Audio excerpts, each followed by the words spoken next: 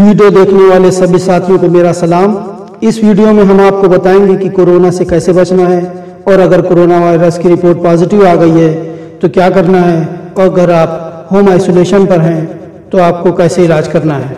इन सब के बारे में आपको बता रही हैं लखनऊ के इरा मेडिकल कॉलेज की डॉक्टर अपर्णा मिश्रा, जो कि प्रोफेसर और हेड हैं बायोकेमिस्ट्री डिपार्टमेंट की, और ख़ुद अभी ज़िंदगी और मौत से जूझ कर निकली हैं। इनकी रिपोर्ट भी कोविड पॉजिटिव थी और ये 15 दिन के लिए हॉस्पिटलाइज्ड हो चुकी हैं और ये डायबिटिक भी हैं। ये सब हम आपको इसलिए बता रहे हैं कि जो भी कोविड पॉजिटिव हो या शुगर पेशेंट हो वो हिम्मत ना हारे और प्रोफेसर अपर्णा मिश्रा से हिम्मत व हौसला ले। तो हमारी इस वीडियो को लास्ट तक ज़रूर देखिएगा और अगर हमारा चैनल सब्सक्राइब नहीं करा है तो कर दिएगा, ताकि आपको मेरी न्यू वीडियो का नोटिफिकेशन सबसे पहले मिल जाए। Thank you. हेलो दोस्तों, मैं अपर्णा। मैं एक मेडिकल कॉलेज में डिपार्टमेंट ऑफ बायोकेमिस्ट्री की प्रोफेसर एंड हेड हूँ। यहाँ पे मैं आप लोगों को अपना एक एक्सपीरियंस शेयर करना चाहती हूँ जो अभी मैंने फेस किया। और इस समय हम लोगों की एक बहुत बड़ी समस्या, बहुत बड़ी महामारी के रूप में हर किसी को परेशान कर रहा, वो है कोरोना। आपको बताऊं, अभी 15 दिन पहले मैं इसी बीमारी की चपेट में आई। मैं क्या, मेरा पूरा परिवार इस बीमारी की चपेट में आया। पेइंग डॉक्टर पता था कि इसके कॉन्सिक्वेंसेस क्या हैं, पर फिर भी शुरुआत में हम लोगों ने होम क्वारंटाइन किया। और लेकिन जब लगातार बुखार रहने के बाद तीसरे चौथे दिन मैंने टेस्ट कराया तो वो पॉजिटिव था। लेकिन पॉजिटिव होने के बाद जब और चेस्ट एक्सरे वगैरह कराया तो उसमें थोड़ा सा निमोनिक पैच था, तो मैं हॉस्पिटलाइज हो गई और 10 दिन हॉस्पिटल में रही और मेरी फैमिली घर पे। वो एक बहुत बुरा समय था, मैं हॉस्पिटल में और फैमिली घर पे। लेकिन अब क्योंकि ये बीमारी ऐसी है कि कभी भी किसी को अपने चपेट में ले सकती है, तो मैं कुछ चीज़ें आप लोगों को बताना चाहूँगी जिसमें आप लोग कभी पैनिक मत हों। क्योंकि इस बीमारी का नाम, बीमारी तो बुरी है, नाम भी बहुत बुरा है। तो सबसे पहले तो हम इस बीमारी हमें हो ही ना, उसके लिए हमें क्या करना चाहिए, जबकि लोग फॉलो करते हैं पर फिर भी कहीं ना कहीं कोई ना कोई गलती हो ही जाती है। पर फिर भी हम अपनी तरफ से पूरी प्रिकॉशन ले सकते हैं, जिसमें है नंबर 1 मास्क। आपको पब्लिक प्लेस पे मास्क पहनना ही पहनना है, मजाक नहीं है। कई लोगों का मास्क देखिए, वो आपके गले पे लटका रहता है, कभी आपके सर पे चढ़ा रहता है। मास्क हमें अपना मुंह और नाक ढकने के लिए लेना है, और जहां बहुत क्राउडेड है वहां हम डबल मास्क भी ले सकते हैं। सैनिटाइजर हमेशा हमारे पास होना ही चाहिए। कभी भी कोई चीज़ हम लोग छुएं, हम ऑफिस में पेपर वर्क करते हैं तो वो सारी चीज़ें हमें बचाने के लिए बार बार हाथ धो नहीं सकते हम। वहाँ पे जिन जगहों पे हाथ धोने की सुविधा नहीं है वहाँ पे हम सैनिटाइजर का यूज़ करें। अदरवाइज जितनी बार हो सके साबुन से हाथ धोएं। ये सारी चीज़ें वो बता रहे हैं जिससे कि आप बच सके कोरोना के अफेक्ट से। तीसरा है सोशल डिस्टेंसिंग, बहुत ज़रूरी है। चिपक के खड़ा नहीं होना, कोई भी, एक तो भीड़ में हमें जाना ही नहीं है, और अगर गए तो हमें सोशल डिस्टेंसिंग का ध्यान रखना है। ठीक है, कितनी भी हड़बड़ी हो, भीड़ नहीं लगाना। और इन सब के साथ ये तो वो चीज़ें हैं जो हम अपने डे टू डे एक्टिविटी में बता सकते हैं। उसके अलावा 1-2 सप्लीमेंट्स हैं जो अगर हम रेगुलर लेते रहें तो उनसे फ़ायदा ही है, नुकसान नहीं है। विटामिन सी और जिंक, ये वो चीज़ें हैं जो हमारी इम्यूनिटी को बूस्ट करती हैं। विटामिन सी की टैबलेट्स सिलिन या लिम्सी के नाम से मार्केट में अवेलेबल है, और जिंकोविट के नाम से है। आप आराम से लीजिए, सुबह शाम ले लीजिए, इसका कोई नुकसान नहीं है। इवन अगर आपको कोई भी सिम्टम नहीं है, ये आपकी इम्यूनिटी को बूस्ट करता है, आपको मजबूत बनाता है। ठीक है, तो ये चीज़ें मैं इसलिए बता रही हूँ कि आप लोग इसको रेगुलर यूज़ करें और जहाँ तक हो सके इस बीमारी से बचें। ठीक है, लेकिन अगर फिर भी आप पॉजिटिव हो जाते हैं तो बिल्कुल परेशान होने की ज़रूरत नहीं है, बिल्कुल पैनिक होने की ज़रूरत नहीं है।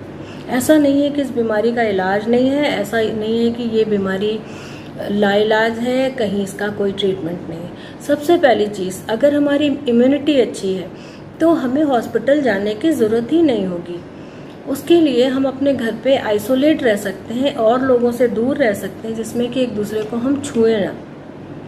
ठीक है, सोशल डिस्टेंसिंग तो ठीक है, एक कमरे में अपने आप को आइसोलेट कर लीजिए। अगर आपको फीवर आता है तो आपने सबसे पहले आपको हर 6 घंटे पे अपना ऑक्सीजन लेवल मॉनिटर करना है। उसके लिए एक छोटा सा इंस्ट्रूमेंट आता है, छोटी सी एक मशीन आती है, उसको हम कहते हैं पल्स ऑक्सीमीटर। ठीक है, उस पल्स ऑक्सीमीटर को अपनी उंगली में लगाओ और चेक करो कि आपका ऑक्सीजन लेवल कितना है। अगर आपका ऑक्सीजन लेवल 90 के नीचे जा रहा है तब आपको हॉस्पिटल जाने की ज़रूरत है, क्योंकि आपको ऑक्सीजन की ज़रूरत है। ठीक है, दूसरी चीज़, अगर आपका ऑक्सीजन लेवल 90 से अबव है, 91-92 है, तो उस समय है वो कम ही, लेकिन उस समय एक फिजियोथेरेपिस्ट ने हमारे साथ किया था, उसको पेट के बल लिटा के आपके पेट पे थपथपाना, पीठ पे थपथपाना है। तो उससे क्या होगा कि लंग्स पे प्रेशर पड़ता है और ऑक्सीजन का लेवल बढ़ता है। अगर आप देखेंगे तो 2 चीज़ें ये हो गई। जांच हमेशा मानिए RT-PCR वाली ही सही होगी। अब आपको लगता है कि नहीं, आपके फीवर नहीं उतर रहा है, आपके गले में लगातार प्रॉब्लम बनी हुई है, तो कुछ दवाइयाँ हैं जो आप नोट कर सकते हैं। नंबर 1 डॉक्सीसाइक्लिन, ये एक एंटीबायोटिक है और ये सुबह शाम ली जा सकती है। विटामिन सी आप पहले भी लेते थे, विटामिन सी आपको लेना है। जिंकोविट आपको लेना है। ठीक है, और एक और दवा आती है आइवरमेक्टिन करके, उसको 3 दिन आपको लेना है। ठीक है, आइवरमेक्टिन 3 दिन। और फिर भी आपके सिम्टम्स कम नहीं हो रहे हैं तो फेबिफ्लू करके एक दवा आती है, और हफ्ते में 1 बार विटामिन डी, हफ्ते में 1 बार विटामिन डी लेना है। ठीक, और प्रिकॉशनरी, अगर आपकी खांसी बहुत ज़्यादा हो रही है तो आपको अपना चेस्ट एक्सरे कराना है।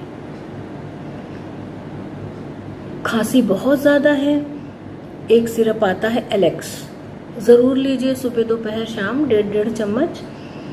स्टीम इनहेलेशन, जितनी बार हो सके आप स्टीम लो। स्टीम बहुत अच्छा रोल प्ले करता है। इवन आफ्टर आप रिकवर हो चुके हैं फिर भी आपको स्टीम लेना ही लेना है, और इसको एक आदत बना लीजिए, क्योंकि स्टीम आपके फेफड़ों को सैनिटाइज करता है। स्टीम के बाद गार्गल भी करना है। गार्गल बहुत ज़रूरी है, जितनी बार हो सके। ठीक है, अगर आपके एक्सरे में कुछ चेंजेस आते हैं तब आपको हॉस्पिटलाइज होना है। 2 कंडीशन है जब आप रश कर सकते हैं हॉस्पिटल के लिए।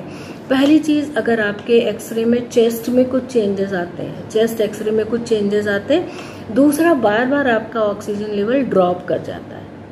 ठीक है, तो ये आपको करना है। और